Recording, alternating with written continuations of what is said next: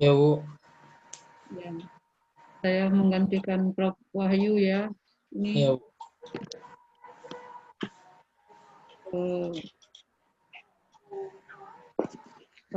agak dibuka dulu ya. Karena ini sumber hukum kita, hukum perusahaan selain undang-undang yang baru ya. Ada Kitab Undang-Undang Hukum Dagang. Jelas nggak, Kevin? Jelas? Jelas, Bu. Jelas, Bu. Jelas. Menurut Kitab Undang-Undang Hukum Dagang, pedagang adalah mereka yang melakukan perbuatan perdagangan sebagai pekerjaan sehari-hari. Ya. KUHD-nya masih agak jadul ya, karena dia menyebutkan pedagang. Sementara dalam undang-undang yang sudah produksi Indonesia itu menyebutnya perusahaan.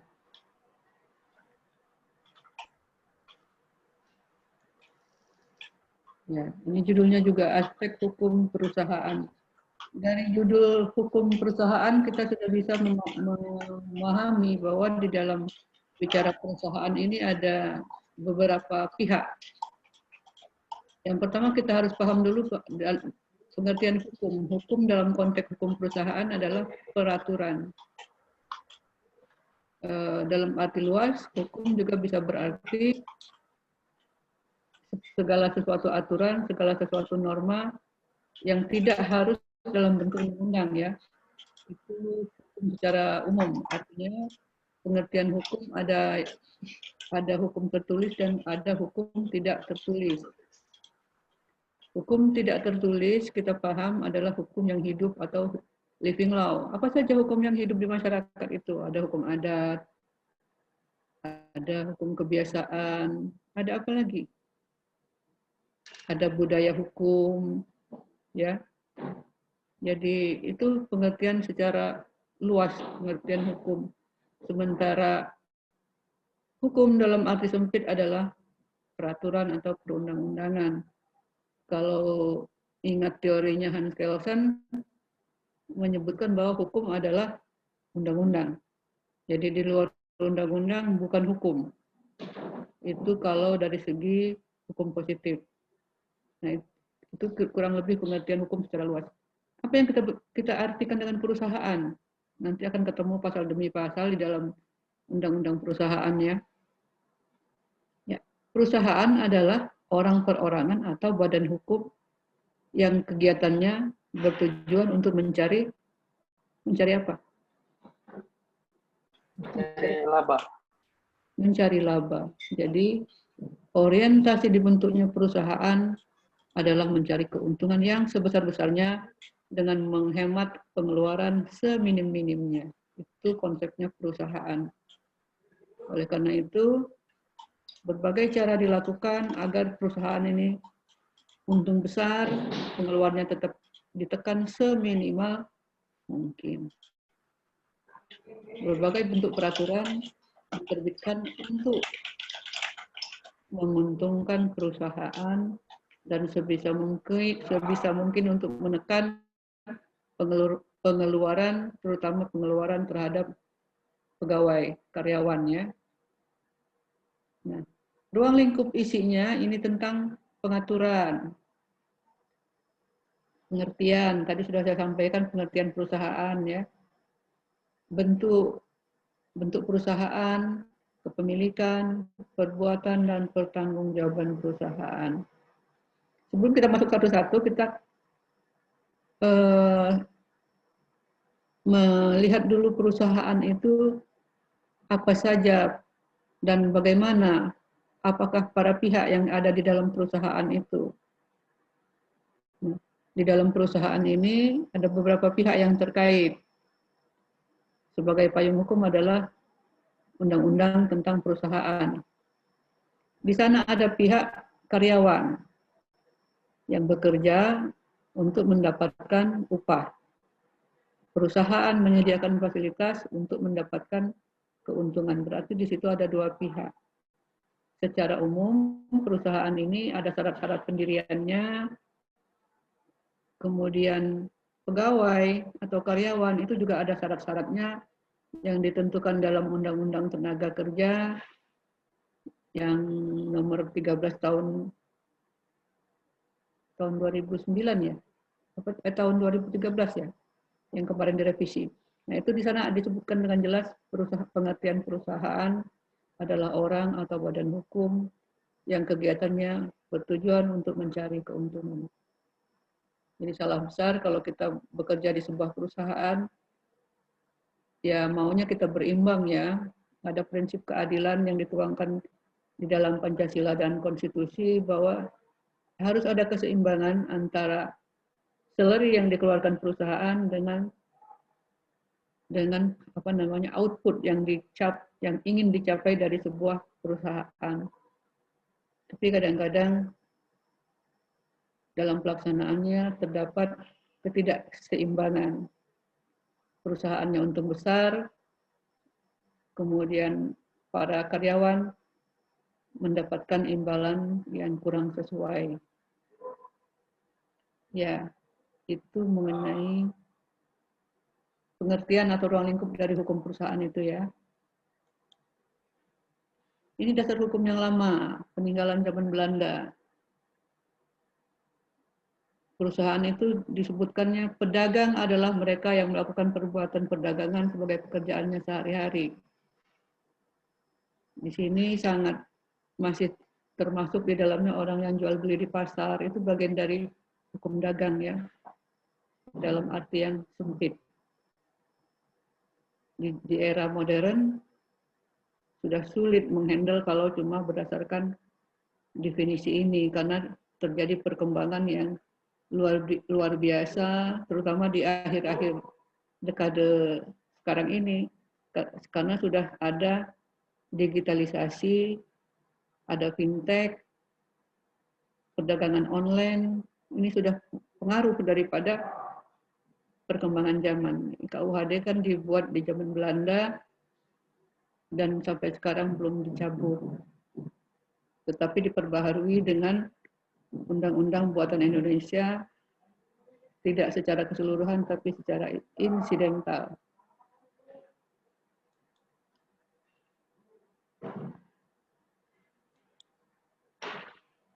Nah, ini undang-undang yang lama ya. Kenapa masih ditayangkan undang-undang yang lama? Ini sebuah perbandingan bahwa ketika Anda belum lahir, perusahaan itu sudah ada undang-undangnya tentang wajib daftar perusahaan. Perusahaan adalah setiap bentuk usaha yang bersifat tetap dan berkedudukan dalam wilayah Indonesia untuk tujuan memperoleh keuntungan dan atau laba. Tidak jauh berbeda dengan undang-undang yang baru isinya. Silakan dilihat nanti isinya ya.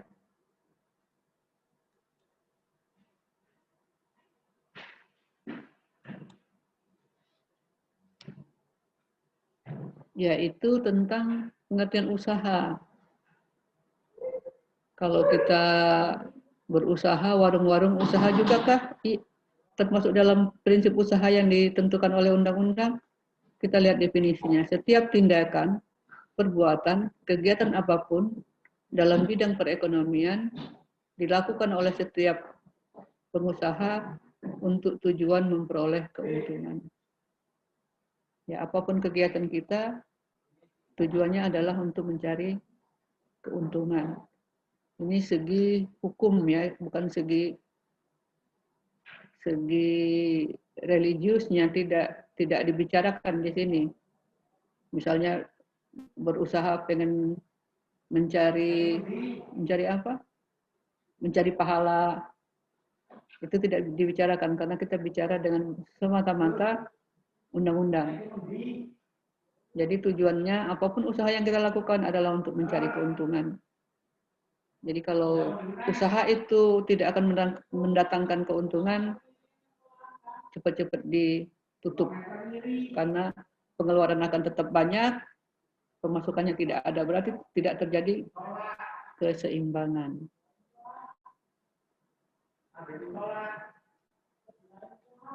Ya, ini pengusaha adalah setiap orang perorangan atau persekutuan atau badan hukum yang menjalankan suatu jenis perusahaan. Itu pengertian pengusaha. Tadi sudah saya singgung di awal. Di usaha itu adalah kegiatannya, pengusaha itu adalah orang atau badan hukum, tujuannya adalah untuk mencari keuntungan. Kita lihat slide berikutnya.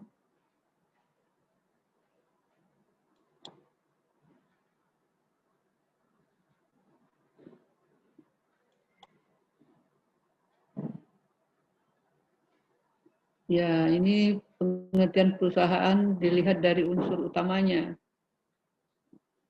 Bentuk badan usaha dan jenis usaha.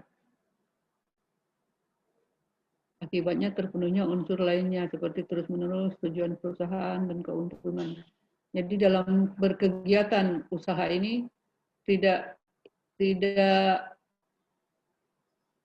apa namanya?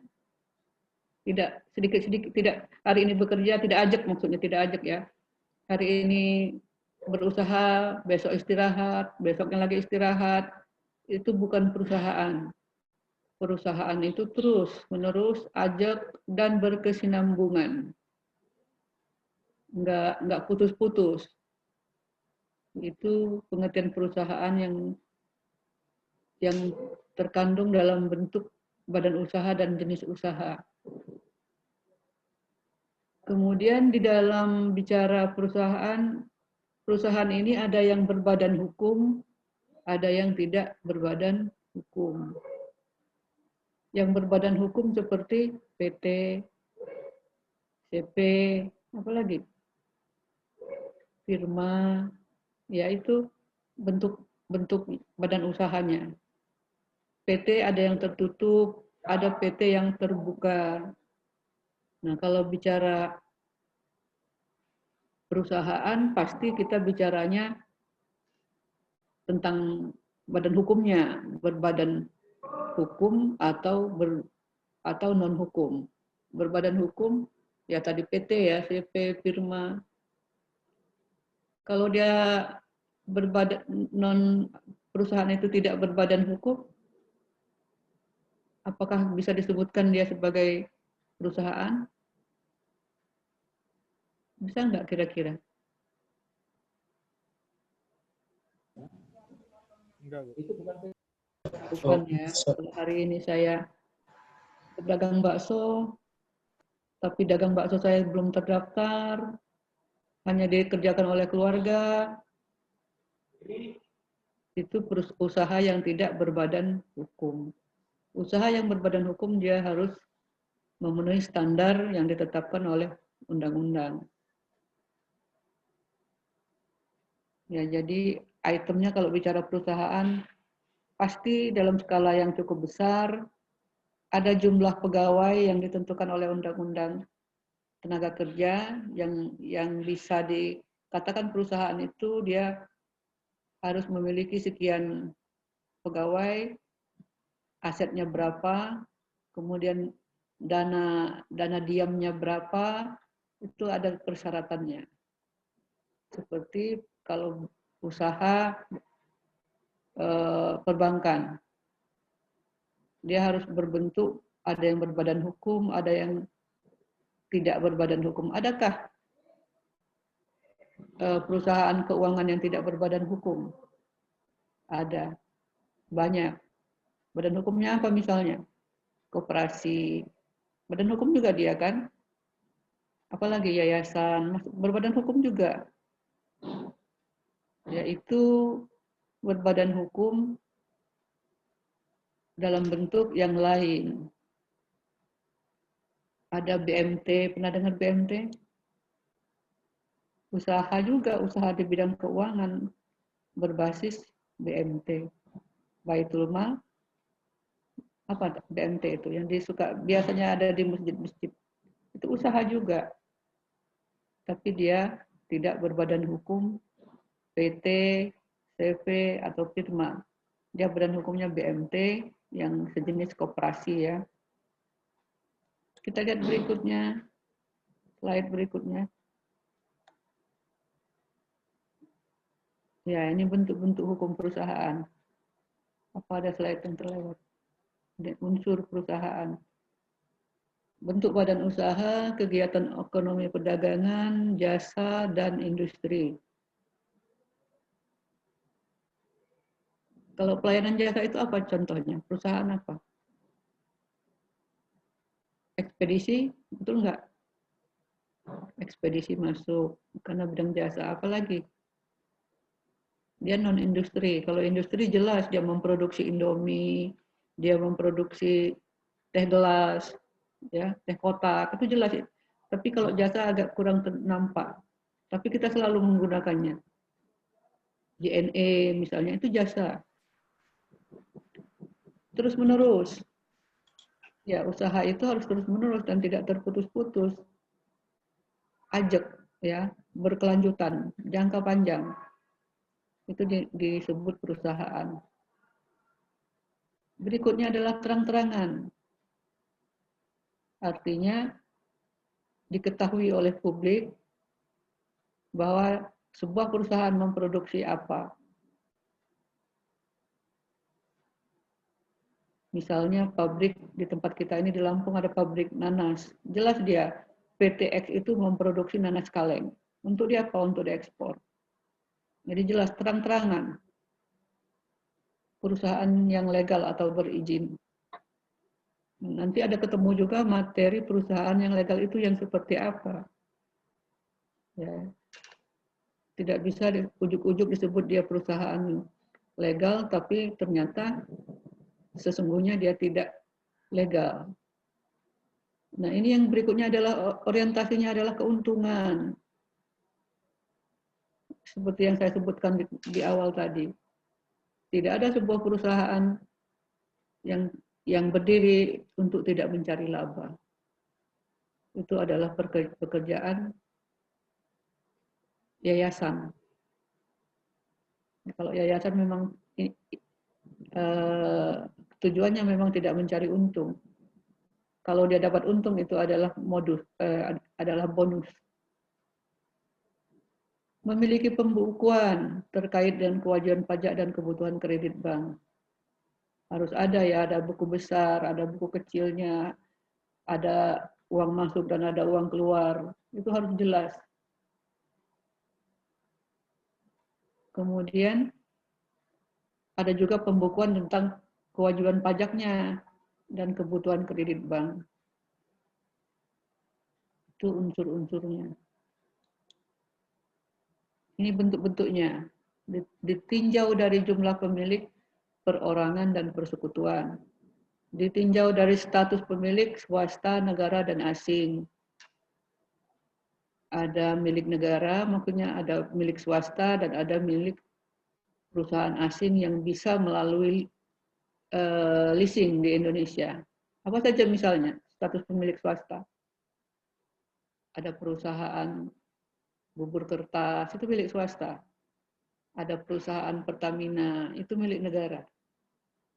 Ada perusahaan PLN, juga milik negara. Ada perusahaan asing, apa misalnya? Ada Freeport di Irian. Ada perusahaan di bidang obat-obatan, Bodrek misalnya. Dan lain-lain itu perusahaan asing. Tapi berada di Indonesia. Kemudian bentuk hukum, badan hukum, dan bukan badan hukum. Nanti kita ketemu di slide berikutnya, badan hukum itu yang seperti apa. Kita lihat. Ya, ini teori fiksinya. Ini diperlukan teori fiksi ini bila Anda menulis karya ilmiah, tesis misalnya, untuk membidik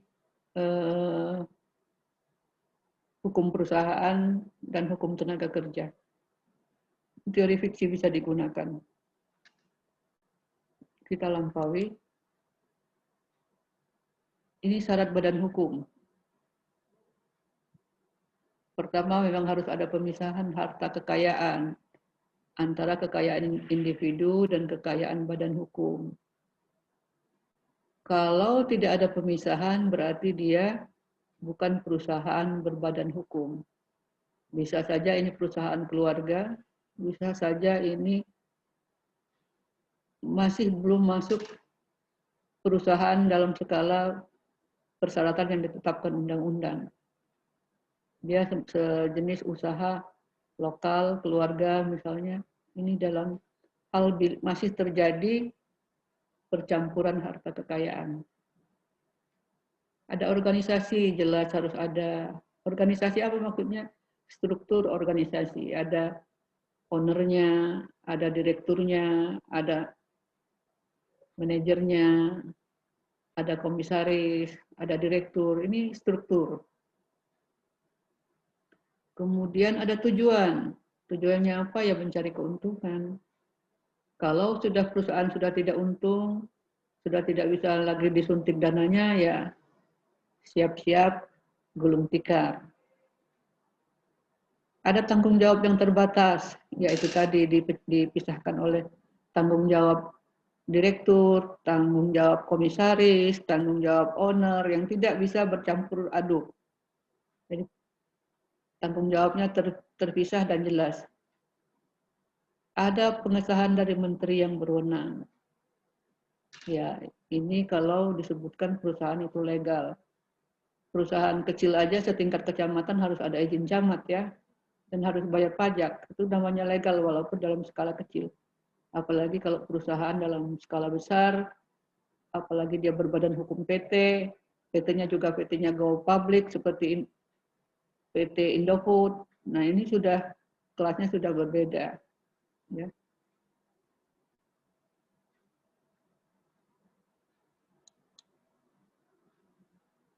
Ini bentuk-bentuk badan usaha yang saya sebutkan di awal tadi. Perseroan Perdata, 16-18 KUH Perdata. Ada firma, ada CV, Komanditer Vennootschap. Ini bahasa Belanda semua ini. Namlus Vennootschap atau PT. Menurut bentuk-bentuknya ya.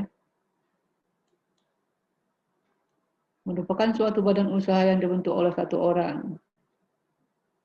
Sekutu bertanggung jawab penuh atas kerugian maksab.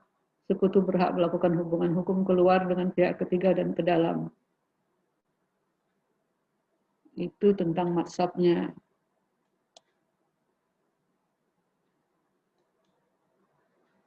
Ini persekutuan firma di dalam KUH Perdata.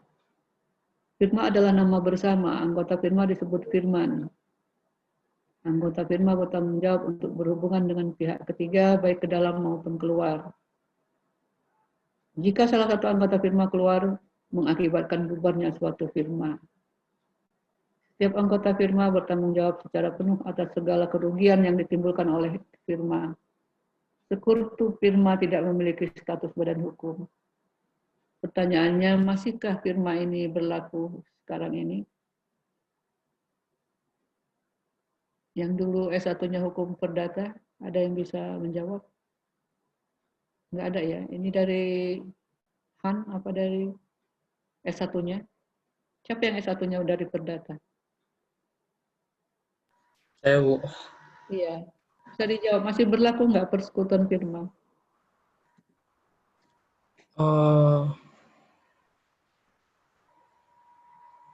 Masih kayaknya, Bu. Kira-kira saja masih. Masih, Bu. Tapi udah jarang kedengar. Ya, nanti dilihat lagi ya di undang-undang yang baru itu, undang-undang tentang PT, apakah ini masih ada atau tidak?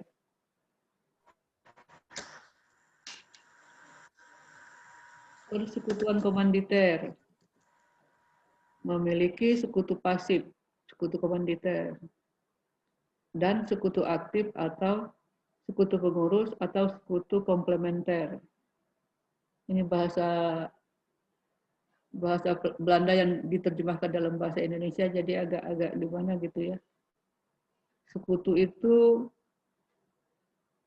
kalau Perang Dunia ada sekutu Amerika, siapa saja sekutunya. Apa kira-kira pengertian sekutu itu? Sudah agak jarang mendengar kata sekutu. Apa kira-kira sekutu itu? Kalau anak gaul bilang itu geng, bukan? Kira-kira lah gitu ya. kelompok mereka, satu kelompok. Ada yang aktif, ada yang tidak aktif. Kemudian sekutu komaniter adalah sekutu kerja, yaitu yang menjalankan urusan sehari-hari perusahaan. Ya. Bahasa terjemahannya di BW memang begitu ya, sekutu ya, pakai bahasa Indonesia yang lama. Kemudian tanggung jawab sekutu komaniter adalah tanggung jawab terbatas, komplementer tanggung jawab secara penuh. Sekutu komaniter itu dalam pengertian tanggung jawabnya dibatasi oleh job description-nya. Kalau dia cuma sebatas bagian kredit, dia mengurusin bertanggung jawab terhadap kredit, keluarnya uang, terhadap pembiayaan. Tetapi kalau dia komplementer, dia bertanggung jawab penuh. Ini biasanya dipegang oleh CEO atau owner ya. Ya ini bicara PT. Ini panjang banget sejarahnya ya, silakan dibaca. Secara khusus badan usaha PT diatur dalam Undang-Undang Nomor 40 Tahun 2007 tentang PT. Ya di dalam Undang-Undang PT ini ada organ PT yang utama itu ada 3, ada komisaris, ada direktur, ada satu lagi apa? HRD. Undang-Undang PT ada 3 organnya. Sebelum Undang-Undang 2007, ini banyak sekali, silakan dibaca saja undang-undangnya.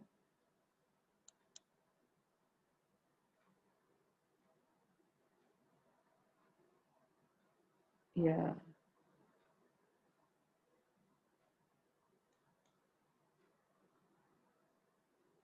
Kita lewatin ya. Silakan dibaca saja. Nah, ini pengertiannya, pengertian PT. Ini sampai slide-nya kan sama Anda semua kan? Ya, silakan dipelajari.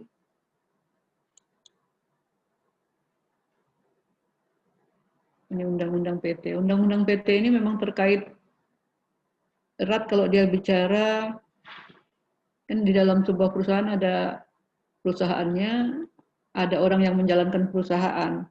Nah, kalau orang yang menjalankan perusahaan ini, dia ada di bawah payung Undang-Undang Tenaga Kerja. Silakan dilihat, ada benang merah antara keduanya. Kemudian coba dikaitkan kalau mau menganalisis dengan Undang-Undang Cipta Kerja yang baru yang kemarin disahkan dan kemudian ditolak oleh banyak buruh ya. Nah itu apa artinya di dalam Undang-Undang PT ini dia bersinggungan dengan Undang-Undang Tenaga Kerja karena di sana ada pegawainya, tetapi silakan dilihat benang merah antara keduanya. Di mana titik temunya kira-kira atau di mana titik tidak bertemunya undang-undang ini. Apakah undang-undang PT ini sudah perlu ditinjau lagi karena ada undang-undang Cipta Kerja yang baru. Silakan nanti saya berharap Anda menuangkannya dalam sebuah tulisan. Kalau kita ketemu minggu depan, bisa disampaikan abstrak dari tulisan itu. Abstraknya itulah yang akan saya ambil nilai sebagai pengganti UTS kita. UTS atau satunya sebelum UTS? Kuis. Apa namanya? Kuis, Bu. Ya, kuis. Jadi buat makalahnya, buat ringkasannya atau abstraknya silakan nanti kita ketemu, kita bahas abstraknya ya, bukan makalahnya, tapi abstrak itu kan muncul dari makalah ya. Dari makalah yang Anda buat, nah, abstraknya itu yang akan kita nilai saya nilai untuk mengisi nilai kuis dan UTS. Jangan khawatir karena ada peraturan Menteri Pendidikan, selama kuliah daring nilai paling kecil B. Jadi B sudah pasti di tangan ya. Karena itu peraturan Menteri Nadiem. Semoga bermanfaat. Silakan dibaca saja ya. Ananda semua ada yang perlu kita bicarakan nggak? Ini unsur-unsur PT kan ada semua nih. PT itu harus berbentuk badan hukum, persekutuan modal, didirikan atas dasar perjanjian, melakukan kegiatan usaha, modalnya terbagi saham-saham, memenuhi persyaratan yang ditetapkan dalam Undang-Undang PT serta peraturan pelaksanaannya. Ya, belum lagi kalau PT ini mau go public di Bursa Efek. Ada persyaratan lagi, syarat listingnya apa, syarat sebelum listing apa gitu ya. Sesudah listing di Bursa Efek misalnya PT itu, ini PT yang go public ya, harus melakukan apa. Nah, ini menarik bila Anda melihatnya untuk menulis tesis unsur-unsur PT itu. Bagaimana PT di Bursa Efek, listingnya bagaimana, go publicnya bagaimana. Dan itu kan nanti ketemu PT terbuka dan PT tertutup, apa bedanya? Untuk materi berikutnya ya. Saya kira perkenalan dari saya di sini saja ya. Ananda semua, silakan. Ini PPT-nya sudah di-share sama Mas Rohim, bisa dipelajari. Ada yang mau bertanya? Kalau tidak ada, sampai di sini ya. Silakan dipelajari slide yang berikutnya, itu cukup banyak. Kira-kira Anda ikhlas? Saudara Kevin Wendra ya, Wendra Hardi ya. Kevin, Pak Kevin ya. Ini kelas reguler apa kelas waktu ya? Reguler ya? Ya. Pak Wendy Hardi. Berapa orang yang hadir hari ini? Semua ada 6 ya. Oke ya, sampai di sini saja. Silakan dipelajari materinya.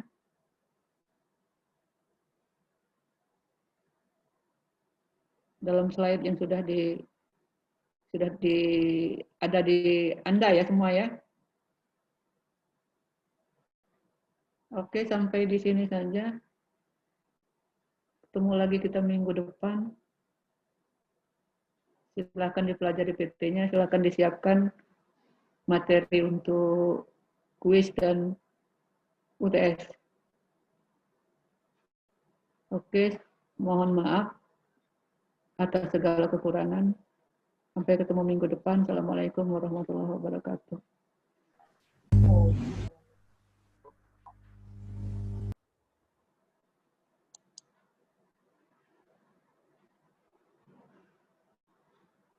Mbak, siapa namanya Mbak?